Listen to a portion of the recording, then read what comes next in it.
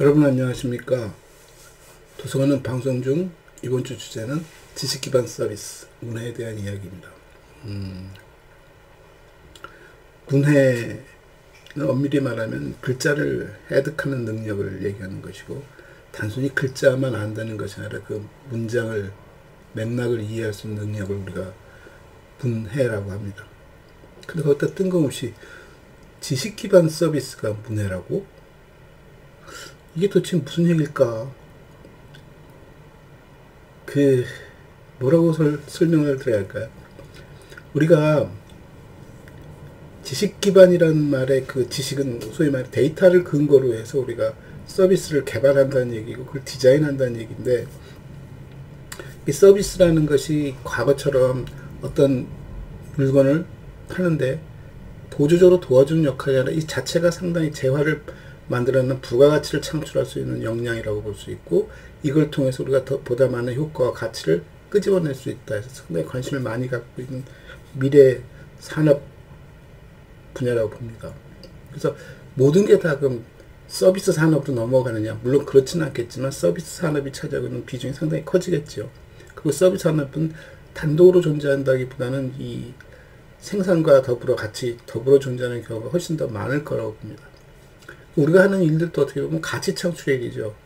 내가 어떤 가치를 하나 얻고 어떤 일을 했을 때 얻을 수 있는 만족감이 높아지면 우리가 그걸 소비할 수 있듯이 그 소비를 어떻게 보면 조장할 수 있는 부분일 수도 있는 것이고, 그런 맥락에서 봤을 때 지식 기반 서비스라는 말 자체는 미래 산업에 대한 얘기일 수도 있는 것이고, 소위 우리가 서비스 산업이라고 부르는 얘기들, 공공 분야를 포함해서 많은 영역에 종사하고 있는 사람들이 가져야 할 실은 마음가짐이 아닐까라는 생각도 가져봅니다.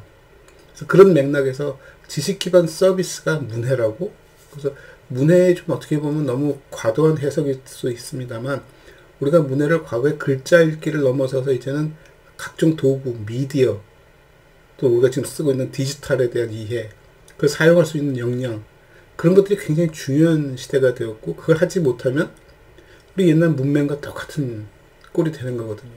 글자를 몰라서 소통하지 못하는 것과 더불어 디지털을 사용할 줄 모른다거나 다양한 매체를 제대로 활용할 줄 몰라서 고립되거나 왜곡될 수 있는 경우가 상당히 많아지는 거죠. 그 중에 하나가 이제 우리가 소위 글로벌 시대를 맞이하면서 겪는 문화적 충격, 문화적 어떻게 보면 격차, 이런 것들을 극복하지 못해서 일어나는 일도 많습니다. 더군다나 우리나라도 최근에는 굉장히 많은 다문화 사람들이 우리나라에 들어와서 같이 사는데, 우리가 과연 그들을 얼마만큼 이해할 수 있고 그들이 우리 문화를 얼마만큼 동료할 수 있는가에 대한 고민도 상당히 커지고 있습니다. 우리가 상대편을 받아들일 때는 우리 것이 좋으니까 우리 것은 무조건 따라가 아니라 상대편을 이해하고 상대편 문화를 존중해주고 좋은 점은 받아들이고 문제가 있는 것은 서로 소통을 통해서 보정해 갈 수 있는 그런 역량을 얘기하는 것이죠. 그래서 이 문화적 리터러시, 컬처럴 리터러시, 저는 문화 읽기라고 표현합니다만, 이것이 가장 실은 중요한 요인 중에 하나이죠. 우리가 지식 기반 서비스를 얘기할 때도 실은 나오는 얘기가 뭐냐면 소비자, 고객에 대한 그들의 기호, 그들의 취향, 그들의 행태를 알아가는 작업이거든요. 그건 어떻게 보면 그들의 문화일 수도 있는 것이고, 그들의 문화를 무시할 수도 없는 것이고, 그다음 우리 것을 마냥 고집할 수만 있는 것도 아니고, 그래서 적절하게 그들의 문화를 수용하고 그들이 요구하고 필요로 하는 것들을 제공해 줄 수 있는 역량이 지식 기반 서비스에서 굉장히 중요하다고 봅니다. 그것도 일종의 문해죠. 문해가 우리가 항상 책을 읽고 뭐 하면서 문해를 접하다 보면 나오는 얘기들이 대부분이 뭐냐면, 적절한 비유는 아닙니다만 약자에 대한 얘기입니다. 너는 문해력이 있어야 해 하는 너라는 대상, 그러니까 독자, 소비자, 이런 사람들이 이 시스템을 지가 알아서 극복하고 이해하고 해야 살아갈 수 있다는 얘기를 하는 거죠. 근데 지금 보면은 제공하는 측에서도 내 마음대로 해서 성공하지는 않습니다. 제가 간혹가다 글을 쓸 때 많이 인용하는 것 중에 하나가 키오스크 얘기를 하는데, 우리가 노인들이 키오스크를 잘 못 쓴다, 이렇게 해서 어떻게 우리 미래를 살아갈 수 있을까 걱정된다, 젊은이들만큼 못 쫓아가고 있다. 저는 거기에 약간 좀 의견을 달리하는 이유가 뭐냐면, 물론 노인네들이 디지털에 약하고 그런 키오스크, 기기에 좀 뭐랄까 소외되거나 좀 격리되어 있다라고 볼 수도 있습니다. 그러니까 이해하기 쉽진 않겠죠. 그런데 그 키오스크를 갖고 있는 매장들을 쭉 들여다보면 그 매장 자체에도 노인네들은 익숙지 못합니다. 맥도날드 매장을 얼마만큼 자주 갈까요? 스타벅스를 얼마나 자주 방문할까요? 식당도 마찬가지죠. 노인네들이 가는 식당은 좀 허름하고 선술집 같고 그런 곳에는 키오스크도 없죠. 근데 그렇지 않은 젊은 친구들이 방문하는 매장들은 대부분 다 키오스크를 갖추고 있고 노인네들이 잘 가지 않습니다. 그러니까 노인네들은 키오스크 사용 이전에 그 매장에 대한 친밀도도 많이 떨어지고 무엇을 파는지 거기서 어떻게 그걸 서로 소통을 해가면서 물건을 사는지를 잘 모른다는 거죠. 제가 며칠 전 SNS에 올린 글에서 서브웨이 얘기를 한 적이 있습니다. 죽겠더군요. 처음 서브웨이를 갔을 때. 물론 영어이기도 했겠지만 물어보는 치즈 종류하며 빵 종류하며 들어가는 것은 뭘 넣어줄까 하며 크기는 어떻게 해줄까라고 물어보는데 이게 더 재밌는 거는 물어보는 쪽엔 순서가 있습니다. 제가 지금 기억은 잘 못하겠습니다만 그 순서에서 물어보고 거기다가 답을 해주면 되는 거죠. 그게 가장 쉬운 방법이고 그 다음에 이제 소비자가 조금 더 적극적이면 자기가 원하는 걸 막 말을 하죠. 그럼 웃기는 건 뭐냐면은 그 매장에 있는 점원이 또 이제 혼란스러워합니다. 아니 치즈를 먼저 말해야 하는데 빵 종류를 먼저 말한다거나 그 속에 들어간 다른 부재료를 먼저 말해버린다거나 막 이래버리면 이 친구는 자기가 갖고 있는 본인 판매용 키오스크 계산기죠. 포스 이걸 찍지를 못합니다. 순서가 바뀌어버리니까. 서너 명이 모여서 맥도날드 가도 마찬가지입니다. 넘버1, 넘버2를 시켜버리면 간단한 문제들을 나는 치즈버거에다 뭐를 얹어주고 뭘 어떻게 해주고 뭘 하대기 시작하면 이제 머리가 깨지는 거죠. 그 친구는. 그러다 아니 이건 묶어서 그냥 넘버3를 하고 넘버3 시키고 뭘 더하고 뭐 이렇게 중간에 내용을 바꿔가기 시작하면 이제 굉장히 혼란스러워합니다. 그래서 그걸 받아들이는 능력은 소비자뿐만 아니라 관리자도 마찬가지고 정원도 마찬가지고 이게 소통이 굉장히 중요한 것이고 소통하기엔 그 공간의 문화 이 공간에서 무엇을 파는지 어떻게 구성되어 있는지 왜 파는지 그게 내가 왜 필요한지 이런 것들에 대한 교감이 제대로 갖춰져 있지 않으면 키오스크가 아니라 그 무엇이 와도 AI가 온다 하더라도 그렇게 쉽게 해결할 수는 없을 거라고 봅니다. 그래서 소비자 시각에서 무조건 따라와가 아니라 관리자 시각, 기획자 시각에서 전들을 어떻게 하면 이해할 수 있을까도 고민할 필요가 있다는 거죠. 제가 며칠 전 모 프로그램에서 농사 짓는 사람 얘기를 한번 본 적이 있습니다. 고구마 농사를 짓더군요. 고구마 농사를 짓는 것을 보면서 저 사람들이 요즘 뭘 하냐면 직구를 많이 합니다. 인터넷을 통해서 물건을 많이 파는 거죠. 근데 이제 고구마를 캐와서 씻고 이거를 기계에 올려서 이제 소위 분류를 하는 작업을 하면서 고구마를 나누더라고요. 전 처음 알았습니다. 아, 고구마도 품종이 여러 가지가 있구나. 고구마 크기에 따라서 사람들이 선호하는 게 달라지는구나. 그런데 그 크기, 소위 말하는 무게겠죠. 크기에 따라서 이게 긴지 두꺼운지에 따라서 또 선호도가 다르구나. 선호도만 다른 것이 아니라 해먹는 요리들도 다 달라지는구나 라는 걸 알았습니다. 그리고 마트에 가서 보면 고구마는 뭐 호박고구마, 밤고구마 뭐 이렇게 두세 가지 종류 외에는 없습니다. 그래서 본인이 알아서 골라야죠. 아 이게 크고 작은 게 섞여 있네. 좀 답답하지만 세트를 묶겠으니까 어쩔 수 없이 사기도 하고. 근데 요즘 소비자들은 기호는 나는 가늘고 작은 것을 원해. 왜? 나의 먹는 목적이 있으니까 구워 먹거나 뭐 다른 어떤 자기 용도가 있기 때문에 찾으면 그걸 파는 쪽을 찾아다닙니다. 그게 소비자들의 기호죠. 취향이고. 어떤 사람은 굵은 것만 찾는 사람도 있을 것이고 어떤 사람은 큰 걸 찾는 사람도 있을 것이고 어떤 사람은 굉장히 잘 자란 걸 찾는 사람도 있을 것이고 결국 물건을 파는 쪽에서는 아 내가 생산한 고구마는 굉장히 다양하게 포장해서 여러분들의 취향에 여러분들이 하는 기호에 잘 맞춰져 있어 를 보여줄 필요가 있지 않겠습니까? 근데 그걸 대놓고 내가 가게 가서 떠드는 것이 아니라 인터넷 소위 말하는 컴퓨터를 통해서 소통을 해야 하는 것이 그 소통 과정에 사람들에게 전달하는 방법이 뭘까요? 이걸 어떻게 포장하지? 이건 뭐라고 설명하지? 그리고 이건 왜 이렇게 만들었지? 이건 무엇에 필요할까? 이 고구마는 어떻게 먹는 것이 좋습니다. 이런 것들을 설명을 통해서 보여줌으로써 소비자가 자기 선택의 폭이 굉장히 넓어지는 거죠. 근데 그걸 알아가는 것이 뭐냐면 그게 바로 지식 기반 서비스라는 거죠. 아하, 사람들이 저런 걸 찾네? 그럼 내가 생산한 고구마를 그렇게 분류를 해봐야겠네? 상, 중, 하, 상의 상. 여러 조각을 내서 상상을 갖는 의미가 뭐고 이건 어떤 목적으로 이 고구마를 팔고 이게 전부 다 나눠져 있고 그걸 소비자들이 안다는 거죠. 그러니까 그걸 필요로 한 소비자들을 끌어들이기 위한 유인책으로 그렇게 설계하고 설명해서 그걸 이해할 수 있도록 만들어주자는 거죠. 그럼 그렇게 생각하고 사설을 가만히 쳐다보면 사서야 하는 일이 뭘까요? 도서관에 책이 있다는 거는 이용자 대부분 다 압니다. 그 책을 찾으러 왔더니 도서관이 그 수많은 책이 전부 다 나눠져 있거든요. 분류란 형태로. 왜 저렇게 분류했지? 100년이 넘는 역사 속에 분류표가 바뀐 예가 거의 없습니다. DDC, KDC, LC. 그 이전에 어땠을까요?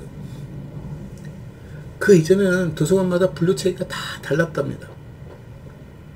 우리 도서관은 어떻게 분류할까? 그래서 사서가 굉장히 지적 수준도 높은 사람이었던 것이고 이 사람의 일은 굉장히 고도의 지식 작업이었겠죠. 그네들이 나눴던 분류가 어느 날 멜빌 듀이에서 DDC 분류표가 나오면서 거의 다 사라지고 통합되어졌습니다. 아직 일부 특수 도서관들에서 그런 특수한 분류표들을 사용하고 있습니다만 그래서 분류표는 도구에 불과한 것인데 그 도구도 소통의 도구인 거거든요. 아, 여기는 이렇게 되어 있네? 아까 처음 말씀드린 대로 이용자는 시스템이 그렇게 되어 있으면 거기에 익숙해지기 시작합니다. 시간이 지나면 익숙해지죠. 그러니까 익숙해지다 보니까 뭐가 문제인지를 모른다는 거예요. 그래서 제가 옳고 그름을 떠나서 제가 가끔 예를 드는 게 있습니다. 우리나라는 화장실을 갈 때 불을 어디서 켜? 밖에서 켜고 들어가죠. 서양의 집들을 화장실을 갈 때 불을 어디서 켜? 안에서 킨다는 거죠. 왜 다를까? 다를 수 있죠. 우리는 화장실을 가면 제일 먼저 눈에 띄는 게 뭘까? 변기가 제일 많이 눈에 띄죠. 서양의 집들을 가서 화장실을 가면 눈에 제일 먼저 들어오는 게 뭘까? 세면대가 제일 많이 들어요. 그것도 문화적 차이일 수 있는 거죠. 이게 좋아, 이게 나빠가 아니라 문화적 차이라는 얘기를 하는 겁니다. 그 문화적 차이를 알아야 건물을 짓거나 서비스를 개발하거나 운영을 할 때 적절하게 운영할 수 있습니다. 그 제가 가끔 우스개 얘기하죠. 길에 있는 가게들을 들어갈 때는 문을 어떻게 열어? 요즘은 전부 이렇게 앞뒤로 열리는 문이니까 별 상관없습니다. 예전엔 처음부터 잡아당기고 들어갔습니다. 그러니까 손잡이가 이렇게 생겨서 잡아당기고 들어가고 물건 사서 나올 때는 전부 엉덩이로 밀고 나왔습니다. 그래서 손잡이도 옆으로 이렇게 길게 돼 있죠. 근데 그걸 제대로 모르는 그 인테리어 업체들이 문을 갖다 달 때 반대로 닫는 집도 있습니다. 밖에다가 이렇게 달고 안에다 이렇게 달고. 그걸 그 가게 주인도 아무 생각 없이 이용하고 있고요. 근데 공공 건물들은 전부 문이 밖으로 열리게 돼 있답니다. 화재가 났을 때 대피하기 좋게끔. 그 손잡이도 항상 긴 것이 안쪽에서 밖으로 밀게끔 생겼죠.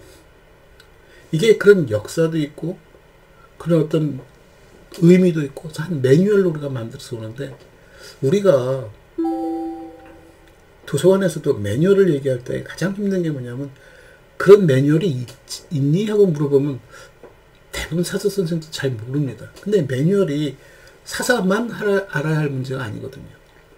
그리고 꼭 책자가 아니더라도 이용자와 사서와 뭐 관장과 그 모든 사람들이 다 공유해야 할 부분들이 있습니다. 도서관을 어떻게 이용하는데 우리 도서관 책을 어떻게 사는데 근데 그걸 잘 알려주지 않습니다. 물어보면 마지못해 얘기를 해주지만 그것도 정확하게 알려주지 않습니다. 책을 사달라 그러면 기다려라. 아직 책 살 때가 안 됐다. 도대체 여긴 책을 어떻게 사는데 어떤 책을 사는데 왜 이 책은 안 사주는데 거기 기준이라는 게 있어야 하지 않겠습니까? 그게 소통이 가장 1차적인 거거든요. 그래서 상대편이 내가 설계한 공간에서 잘 활동하게 하려면 상대편을 이해하는 것도 중요하지만 우리가 왜 이렇게 설계했는지를 설명해주고 이걸 이용하는 방법을 일러줘야 한다는 것이죠. 키오스크 얘기를 다시 돌아가서 편의점에 가면 정말 포스가 있습니다. 포스 기계들이. 이 포스 기계를 절 보고 써봐. 전 못 씁니다.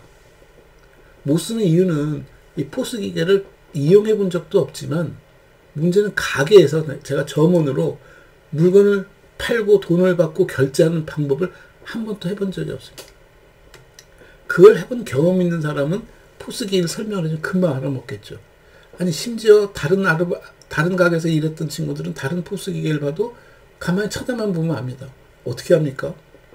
우리 키보드에 자판 보듯이 글자도 써져 있고 알파벳도 써져 있듯이 표시가 다 써져 있겠죠. 사용되는 용어가 익숙한 겁니다. 아, 이건 그렇게 하라는 뜻이네. 이건 이렇게 하라는 뜻이네. 취소는 뭐 지금 했던 작업을 다시 되돌리라는 얘기네. 그러지 못한 사람은 어느 키를 눌러야 할지도 모르는 거죠. 어떤 키를 누르고 어떤 순서로 누르고 어떤 화면에서 어떻게 작동하고 하는 것들에 대한 얘기를 하는 거지 않습니까? 예전에 도서관에서 대출 반납하는 친구들 보고 제가 가만히 보고 했던 얘기가 있습니다. 왜 대출 반납을 하면 이 바코드 리더기를 붙였고 책에 바코드를 읽는데 학생용 학생증 바코드도 있고 책에 바코드도 읽고 이런 작업을 하죠. 그래서 화면을 들여다보면은 대출자 커서 딱 가져다 놓고 대출자 바코드 있고 책에다 딱 갖다 놓고 대출 놓고 책을 보면 대출 내는 내용이 나오고 왜 대출자의 바코드와 책의 바코드가 분리돼 있지? 체제가 다르지? 아니 다른다 손치더라도 한번 바코드를 읽으면 기계가 아, 이 바코드는 책의 바코드가 아니네. 아, 이거는 이용자의 바코드구나. 이용자 검색을 했더니 이 이용자가 책을 빌려간 사람이네. 반납할 사람이네. 뭐 이런 정보들이 뜨지 않겠습니까? 아니면 책을 딱 읽고 학생증을 읽고 하면은 아, 이 책을 이 학생이 빌려가려는 거구나. 아니면 책을 딱 읽었더니 아, 이 친구 이미 빌려간 책인데 반납이 들어온 거구나. 그건 기계적으로 내부를 해결할 수 있는 대목이거든요. 그렇게 해야 일하는 사서도 편하고 찾아온 이용자도 짧은 시간에 일을 처리할 수 있죠. 그런 눈에 보이지 않는 많은 절차들이 있습니다. 그런 절차들을 복잡하게 시스템을 설계해 놓고 이렇게 하세요 하고 사서한테 얘기하지만 점원이나 사서는 그 포스기계 또는 대출 반납 검색기를 사용하는 것 자체도 굉장히 불편하거든요. 가르칠 때 많은 시간이 걸리고요. 그게 재밌는 건 익숙해지면 그대로 또 진행이 간다는 얘기죠. 그래서 서비스라는 거는 지금 만들어진 공간 속에서 그냥 친절하게 하면 되는 것이 아니라 지금 이 공간이 이용자와 관리자에게 다 편한가? 이용자는 지금 어떤 생각을 하고 있을까? 이용자가 갖고 있는 기술 수준이 어느 정도인가? 전애들이 지금 갖고 있는 환경, 기술 환경은 어떤가? 저 친구들은 어느 정도의 역량을 보일 것인가? 거기에 따라서 우리는 어떻게 접근할 것인가? 그 다양성에 대해서 우리는 무엇을 준비할까? 도서관 이용자 교육은 어떻게 시킬 것인가? 이용자 교육이 모든 사람에게 똑같이 적용되는 게 아닙니다. 매일 방문한 사람은 자연스럽게 익숙한 것이 있고 처음 방문한 사람은 이걸 어떻게 이용하지? 방문의 정도에 따라서 달라지겠죠. 그럼 처음 방문한 사람이 굳이 사서를 만나지 않고도 그 도서관을 잘 이용하게 하기 위해서는 곳곳에 여러 가지 사인보드들이 붙어 있겠죠. 이용 방법에 대한 얘기도 있고 분리에 대한 얘기도 있고 배열에 대한 얘기도 있고 대출 반납에 대한 얘기도 있고 뭐 대출 반납에 대한 대출증이 필요하다는 얘기들도 있을 것이고 그런 것들이 도서관에 얼마나 많이 배치되어 있을까? 이런 것들이 이용자를 우리가 읽어가는 방법이고 이용자를 통해서 우리의 문해죠. 우리가 알아야 할 것들에 대한 얘기. 그걸 알아야 우리가 아 이렇게 접근하는구나 이렇게 하는구나. 저는 그래서 지식 기반 서비스라는 말 자체가 이미 데이터 기반 서비스이고 소비자 고객 중심의 서비스라면 그네들을 읽을 수 있는 역량이 있어야 하는 것이고 그거를 표현하고 기획하고 설계해서 제공할 수 있는 힘이 있어야 해. 그래서 사서도 그런 역량을 갖지 못하면 가만히 앉아서 내가 하는 일은 책을 빌려주고 이용자 물어보면 답해주고 필요한 프로그램을 설계하고 이런 단순한 일이 아니라 변해가는, 굉장히 요동치고 있는 이용자들을 읽어가는 힘이 굉장히 중요하다. 그게 지식 기반 서비스 얘기고, 이거는 굳이 도서관만의 문제가 아니라 우리 문헌정보학에 배우고 있는 그 저변에 깔려있는 개념이 바로 저거다. 기록도 마찬가지라고 봅니다. 도대체 이 회사는, 이 조직은 문서를 어떻게 생산하고 있지? 왜 저런 절차로 생산하고 있고, 저 절차 속에서 어떤 데이터들이 담겨있지? 소위 메타데이터가? 그걸 어떤 식으로 표현하고 있지? 그걸 읽어가는 힘이지. 야, 우리 회사에 이런 문서 쓰니까 너 알아, 이거 꼭 이렇게 해야 해. 익숙해질 수 있습니다. 직원들은 시간이 지나면. 근데 관리자 시각에서는 좀 다르게 봐야 하거든요. 익숙해지기 전에 왜 이렇게 했지를 짚어보고 다른 방법을 찾아보고 새로 나온 기술, 새로 나온 어떤 다른 스타일들을 응용할 수 있으면 최대한 반영해서, 물론 자주 바꾸라는 뜻은 아니지만, 아, 이렇게 하면 이용자도 편하고 관리자도 편하고 궁극의 조직의 시스템에 참 보탬이 되겠다. 그게 지식 기반 서비스라고 봅니다. 근데 여기서 우리가 하나 중요하게 생각할 대목이 있습니다. 무엇을 하든 간에, 이용자를 읽고 무엇을 진행하든 간에, 이용자가 나 커피 마시고 싶어. 저 사람들이 커피 마시고 싶어. 내가 왜 커피를 주자? 그런 게 아니라, 도대체 이 도서관이, 예를 들면 도서관의 목적이 뭐고 도서관이 구현하고자 하는 게 뭐지?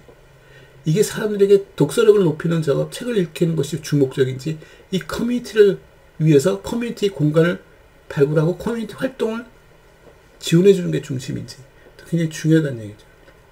그래서 제가 가끔 한 얘기 드립니다. 아마 광주에 있는 아시아 문화전당에 들으면 굉장히 섭섭한 얘기겠습니다만, 광주 아시아 문화전당에 어린이 박물관이 있고 박물관 소속의 어린이 도서실이 있을 때, 어린이 도서관의 역할이 뭐니?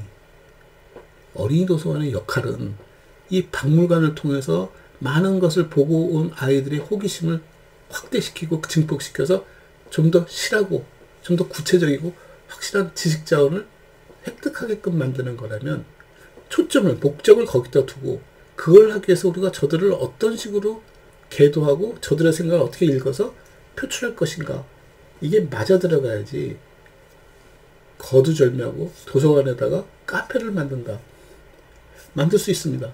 그럼 카페의 목적이 뭐지? 를 분명히 생각하는 거지. 카페의 역할이 뭘까? 그럼 카페를 어떻게 만드는 게 좋을까? 아니, 굳이 카페가 필요할까? 필요하다면 어떤 규모, 어떤 식으로, 어떤 내용들을 담아낼까? 그냥 무작정 있어야 해가 아니라는 거죠. 그러니까 도서관을 설계할 때도 사서들에게 도서관을 어떻게 설계할까요? 그렇게 안 물었으면 좋겠습니다. 도서관을 어떻게 설계할까 하고 물어보면, 어디다 지을 도서관입니까? 거긴 누가 살고 있습니까? 무슨 목적으로 도서관을 짓습니까? 를 먼저 알아야 이 도서관을 어떻게 설계하는 게 바람직하겠습니다. 라는 얘기를 해줄 수 있는데, 무슨 도서관이 프랜차이즈도 아닌데 도서관을 어떻게 설계할까요? 그럼 교수란 사람들이나 사설한 사람들이 도서관 이렇게 설계합니다. 천만에요. 도서관도 소위 말하는 시스템입니다. 유기차라는 얘기입니다. 공존해야죠. 목적이 분명해야죠. 대상이 분명해야 하는 것이고, 지식 기반 서비스라는 것은 그걸 읽어드리는 힘입니다.